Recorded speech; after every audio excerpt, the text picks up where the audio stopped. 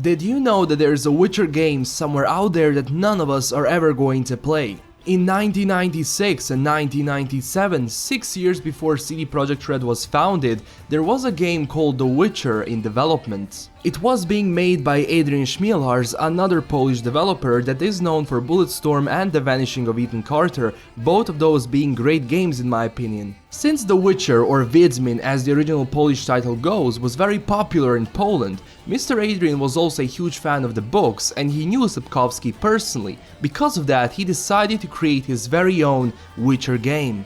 In 1992, a studio called Metropolis was founded by Adrian and his school friend, but in 1996, Adrian sent a letter to Sapkowski because allegedly Sapkowski didn't use email at the time, so Sapkowski agreed, money was paid, and now was the time to begin the development of The Witcher.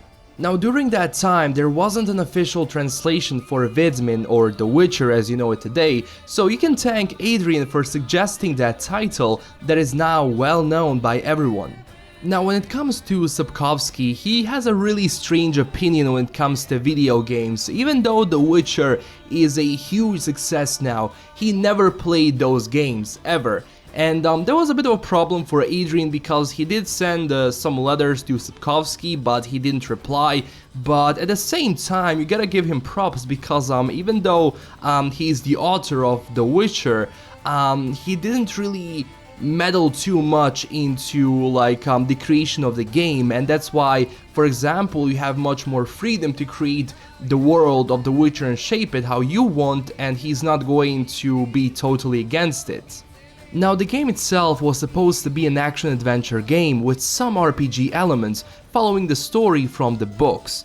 You would have powers that you would be able to upgrade, and it would have a leveling system of some sort because you would get experience after you either finish a quest or you kill an enemy. But in the end it would still follow a linear story, and I know that after CD Projekt Red made The Witcher as it is today with huge open world, linear story sounds like a bad idea, but keep in mind that this was developed in 1996 and they were still exploring what the game could ultimately be. But hey, even then it was made as a mature game with deep moral choices, so the core idea was present. But sadly, the development of The Witcher was becoming slower with each passing month. Studio was also making 3 other games at the time, like Gorky 17, Catharsis and Human Blood. And they only had 15 people in the studio working at a time, so something like The Witcher was just too much for 15 people to handle that are also working on other projects. Sadly, the years went on, The Witcher was forgotten and Adrian left Metropolis in 1999. There was even a working demo of the game, but since everything was on CDs, the data was corrupted and it was all gone. But luckily, CD Projekt Red managed to get a hold of The Witcher and they created a game that it is a masterpiece today. Even though ultimately Adrian did not create his own Witcher, he is still happy that CD Projekt Red took it and turned it into gold. And that was the story about The Witcher game you never got to play. I want to thank Eurogamer for looking into this, so if you want to read more, the links are down below.